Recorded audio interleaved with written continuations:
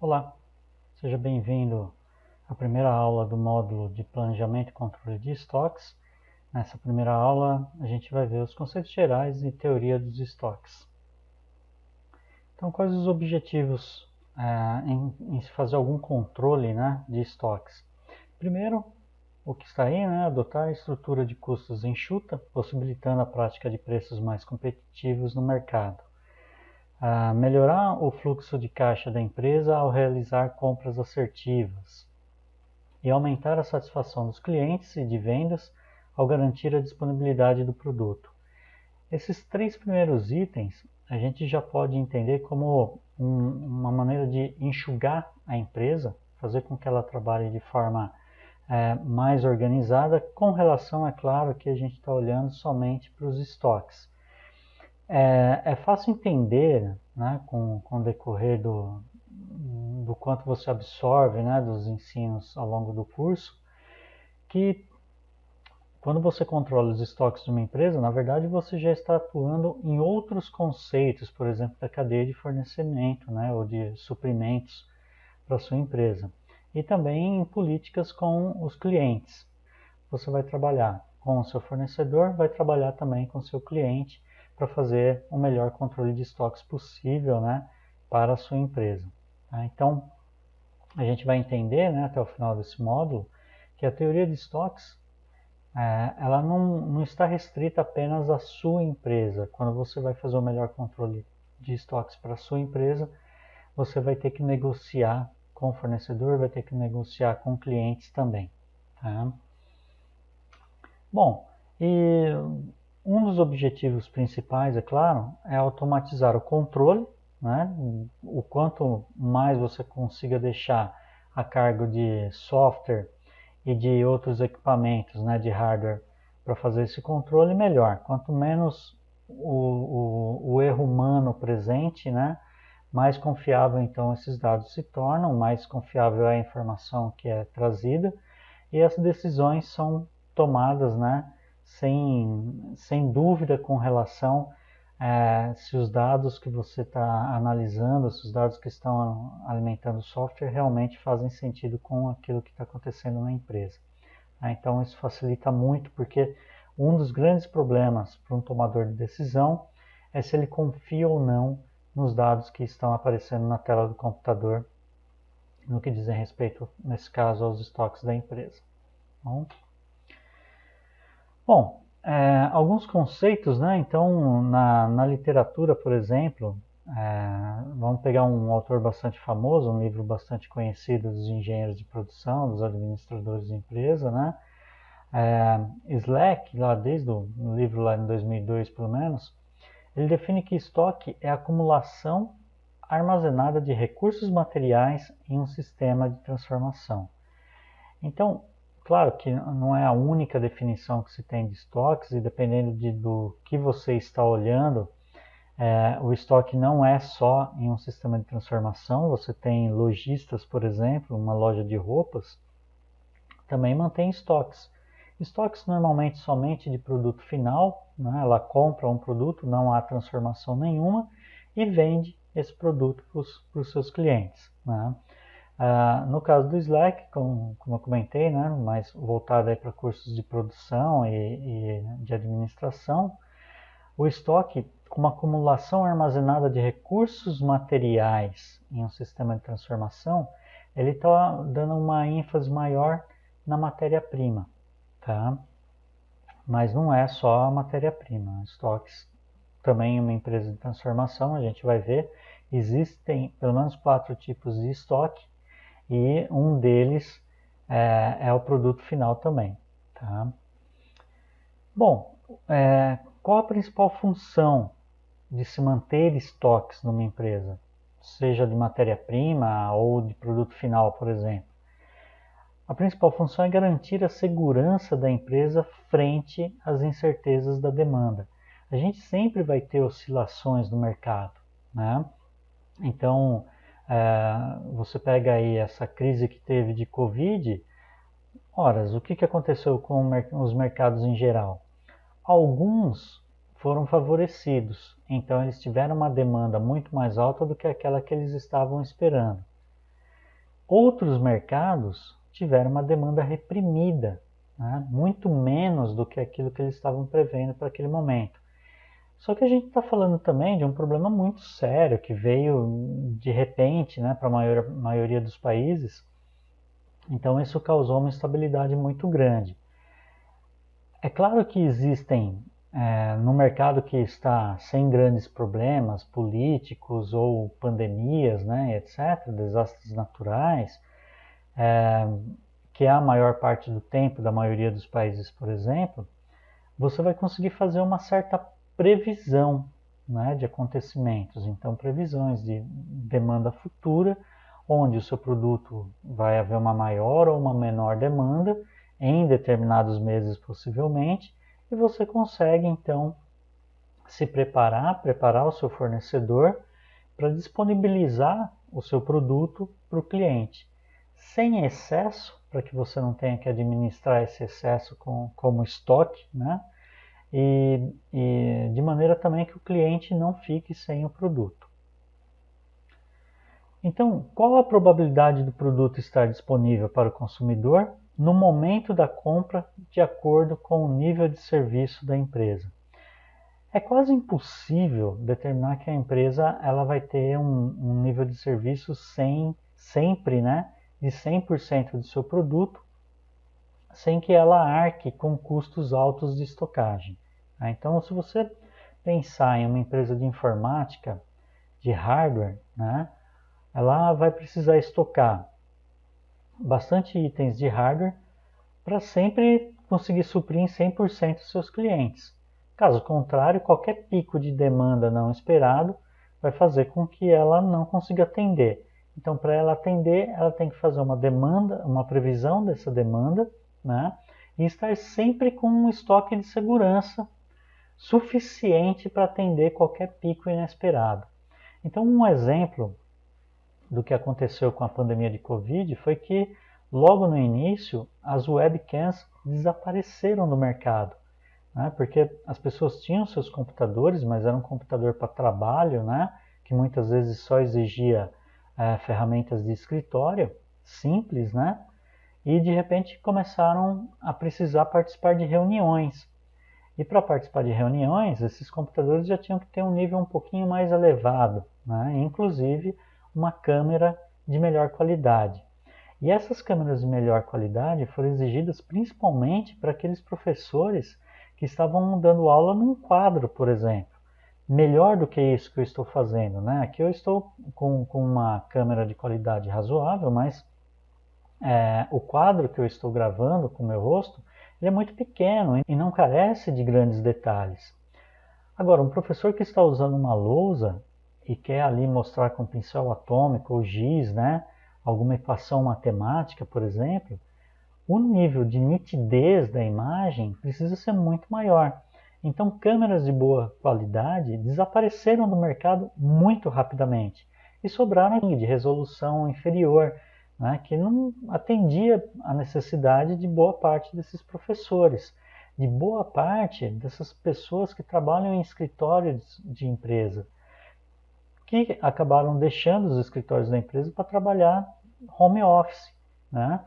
De empresas lojistas, vendedores, né? Que vendiam seus produtos na loja física e passaram a vender os produtos fazendo alguma propaganda por meio da internet, né? E utilizando as câmeras para detalhar esses produtos. Então, as câmeras de boa qualidade, né, acessíveis, desapareceram e um pouquinho antes de desaparecer, é claro, né, os preços foram muito elevados, né? Então, isso tem a ver com a oferta e a demanda, né, que é o que vocês já ouviram falar muitas vezes em algum momento.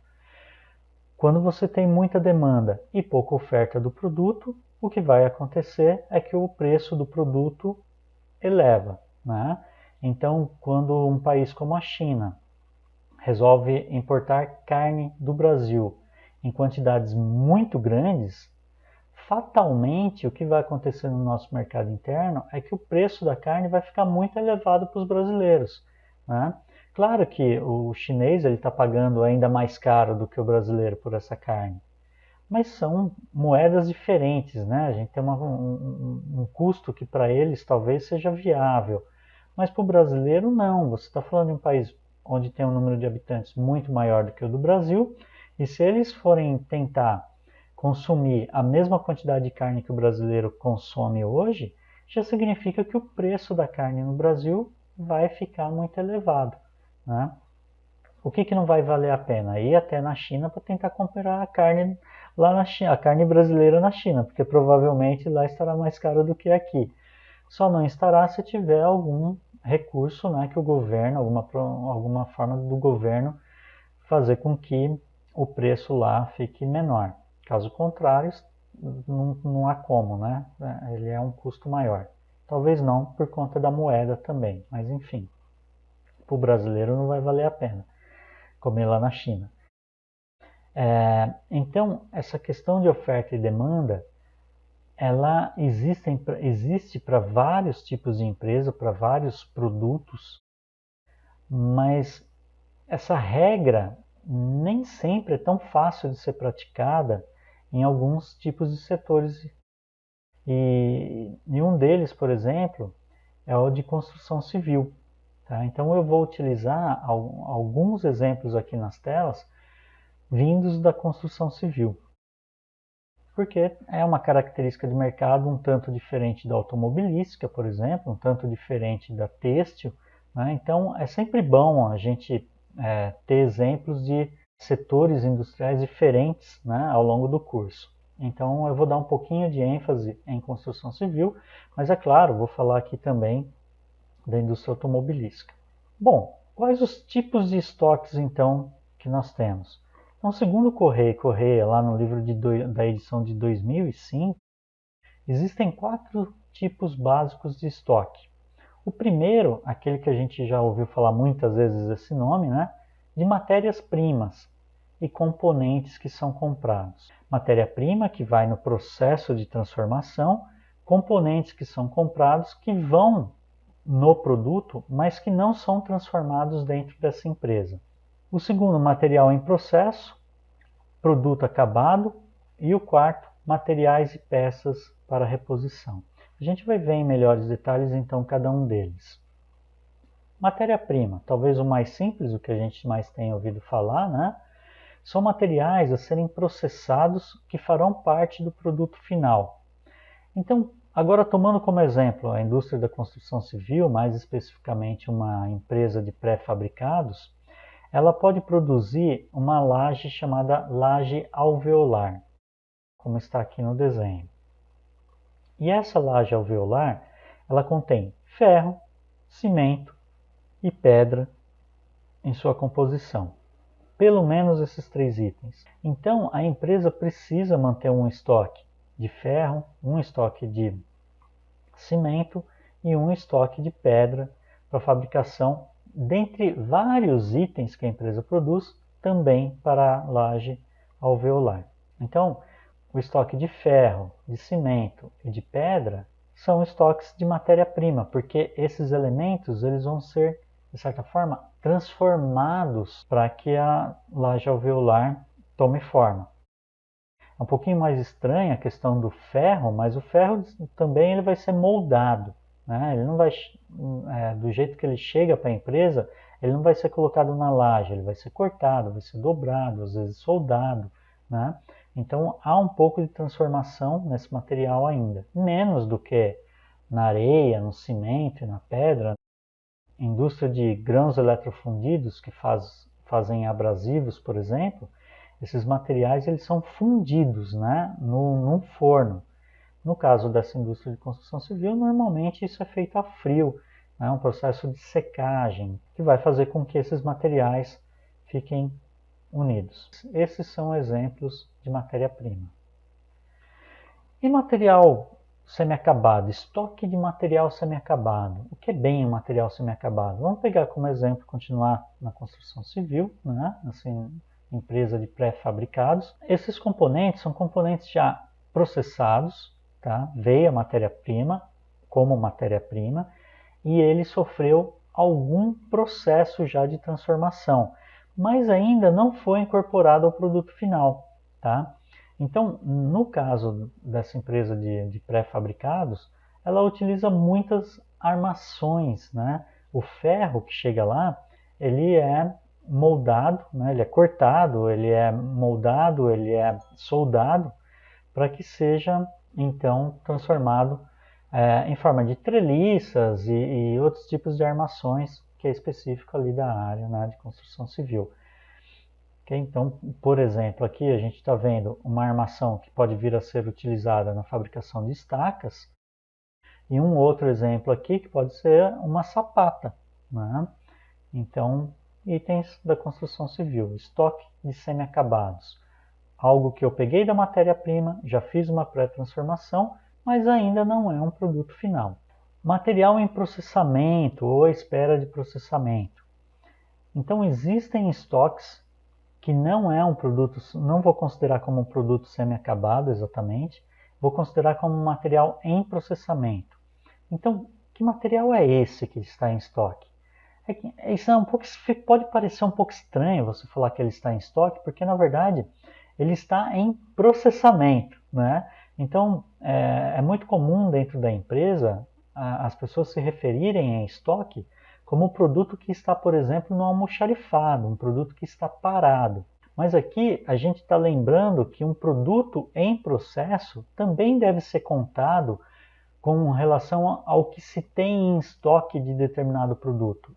Porque, embora ele esteja em processo, ele vai terminar o processamento, a transformação, e ele vai se tornar um produto. Então, uma grande quantidade, quando você está produzindo refrigerante ou quando você está produzindo cerveja, vinho, ele está em processamento, aquele líquido. Só que ele ainda não virou um produto, ele não está terminado. E ele também não é um item semi-acabado. Ele está em processamento. Mesmo que você diga, mas o vinho está apenas descansando no tonel. Sim, ele está em processamento, ele está descansando, ele foi alocado numa área apropriada para aquele acontecimento. Produtos sendo montados, então, também são considerados produtos em processamento. E produtos secando, como eu comentei, é o caso de, por exemplo, estacas, telhas, tudo que a indústria de construção civil produz, né, mas mais especificamente uma empresa de pré-fabricados, ela faz toda a mistura, ela faz toda a montagem daquele produto, mas imaginem, né, vocês já viram uma casa sendo construída. Quando você joga o concreto no chão, você já não pode chegar pisando, passando um carro por cima. Você precisa esperar o tempo da cura, o tempo da secagem, né? Aquela água, aquele líquido todo que está no material e o deixa mole, ele precisa secar, ele precisa evaporar, né? Então, somente após algumas horas é que você vai poder fazer uso daquele produto. Então, em um processo de produção nos pré-fabricados, por exemplo, aqui a gente tem a laje alveolar sendo produzida. Aqui, onde eu estou passando o mouse, a gente tem um estoque dessa laje alveolar. Realmente ela foi produzida e foi empilhada aqui, ó, uma em cima da outra. Então isso é um estoque de produto acabado já, né? Ele só não foi dirigido ainda para a área de produtos acabados, mas ele já é um produto acabado. Mas aqui, nessa, a gente pode chamar até de rua, né? Nesse local está sendo produzida a laje alveolar, só que ela ainda não adquiriu o ponto de cura, ela não está pronta para ser transportada. Então ela não pode sair desse local. Então ela vai ficar ocupando esse local por aproximadamente 12 horas, sem que possa haver nenhuma outra montagem, nenhuma outra produção de laje alveolar ou qualquer outro produto nesta rua, porque ela está secando. Então é um produto em processamento. A secagem dele é um processo. Da mesma forma, quando vocês veem uma esteira de veículos, né, sendo montados, aquelas carrocerias que estão passando, né, de um setor a outro, por exemplo, na pintura, para montagem de bancos, montagem elétrica, etc., aquela carroceria passando na esteira pelas seções na empresa é um produto em processamento. Você poderia perguntar assim, mas não é um produto semi-acabado? De certa forma, ele é um produto semi-acabado, só que ele não está parado, ele está sendo processado. ok? Então eu não considero ele como um produto semi-acabado, eu considero ele como um produto em processamento. Ele está sendo trabalhado. Agora, eu posso ter na indústria automobilística, por exemplo, uma porção de estruturas do banco que ainda não foram terminadas e estão lá paradas, aguardando o momento em que alguém vai pegar para terminar ela. Então aquilo é um produto semi-acabado, ele ainda não está em processo. A partir do momento que eu pego aquela estrutura e começo a colocar, seja lá espuma ou tecido nele, então ele está em processamento. E o produto final? O produto final, claro, são os itens já acabados à espera do cliente. Às vezes soa um pouco estranho falar produto final, né? Porque qual é o produto de uma empresa? O produto de uma empresa é a saída, né? Então ele sempre é final. Acostumamos a dizer produto final como aquele item que realmente vai ser consumido por nosso cliente. Então, dentro da empresa, a gente poderia ter vários produtos que compõem o produto final. A gente vai ver em melhores detalhes isso nas próximas aulas. Então, exemplo de produto final. No caso dessa indústria, né, de construção civil, a gente poderia ter a telha de concreto protendida. A laje alveolar é muito utilizada, por exemplo, em lajes de shoppings. Esses itens foram produzidos numa empresa e carregados por caminhões, né, até o local onde eles são montados. Para se fazer uma construção mais rápida, por exemplo, né, mas se tem o conceito de que é uma construção mais segura. E aqui são as estacas, que aí são muito comuns até em construções de médio porte, né? Qualquer edifício pequeno aí de 3 andares tal, vai precisar de estacas, né? Vão bater estacas para dar uma melhor sustentabilidade, né? Para essa construção no terreno. Bom, existem os insumos também, né? Quando a gente está produzindo um determinado item, então pega como exemplo aí o que eu comentei das montadoras, elas precisam de energia elétrica. E depois da terceira revolução industrial, que empresa, né, não precisa de energia elétrica? Praticamente todas. E qual empresa também não precisa de água? Mas além desses, existem outros que normalmente o departamento de compras da empresa precisa colocar em sua lista e fazer uma checagem para que ele não falte. Por exemplo, materiais de escritório, tais como papel, toner de impressora, entre vários outros. Produtos de limpeza e de higienização e alguns produtos como itens que vão servir para manutenção de uma determinada máquina, né? Algum tipo de óleo lubrificante. Então, são todos itens que também são necessários ter em estoque. Quando a gente fala, por exemplo, de um afiador de facas lá, que fosse um esmeril, talvez a empresa armazene, né, faça estoque de pedras de esmeril. Na construção civil, para cortar os ferros, é muito comum o uso de esmerilhadeiras. Então, eles precisam ter em estoque discos, EPIs, é uma porção de itens que não fazem parte do produto final, mas que são extremamente necessários para o funcionamento da empresa, para que aconteça, né, a transformação daquele produto. Então, essa primeira aula a gente para por aqui. Foi feita uma conceitualização do que são estoques, mas ainda faltam muitos conceitos para serem vistos, né? Então, nas próximas aulas, a gente vai dar sequência. A partir da aula 2, por exemplo, nós vamos ver o conceito de demanda dependente e demanda independente. Então, até lá!